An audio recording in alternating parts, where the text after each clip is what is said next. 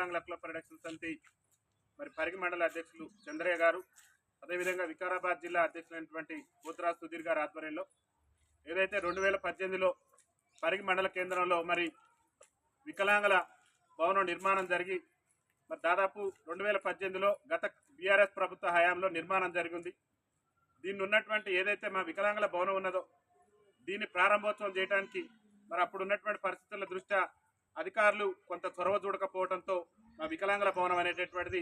నేటి వరకు కూడా ప్రారంభోత్సవానికి నోచుకోలేదు. మేమేం కోరుతున్నాం అంటే గౌరవ రాష్ట్ర తెలంగాణ ముఖ్యమంత్రి రేవంత్ రెడ్డి గారిని, అదేవిధంగా ఈ పరిగి ఎమ్మెల్యే గారిని కూడా మా భారత వికలాంగుల హక్కుల పరిరక్షణ సమితి రాష్ట్ర కమిటీ పక్షాన్ని మేము ఒకటే విజ్ఞప్తి చేస్తున్నాం. మరి మా పేరుతో నిర్మాణం అయినటువంటి మా వికలాంగుల భవనం మరి మాకు సద్వినియోగం చేసుకునే విధంగా ఉండాలి, కానీ ఇతరులకు అంగన్వాడీ కేంద్రాలకు ఇంకొకళ్ళకో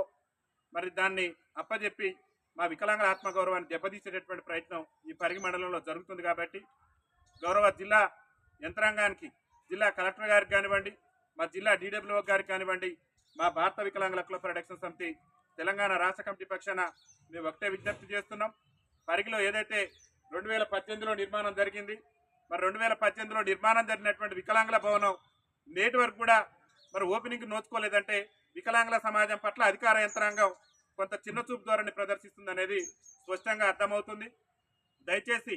మా పట్ల చిన్నచూపు ధోరణిని ఇప్పటికైనా ప్రభుత్వ అధికారులు మార్చుకొని గౌరవ జిల్లా కలెక్టర్ గారు వెంటనే స్పందించి ఈ వికలాంగుల భవనం వికలాంగుల సమాజానికి ఉపయోగకరంగా ఉండే విధంగా మరి జిల్లా కలెక్టర్ గారు,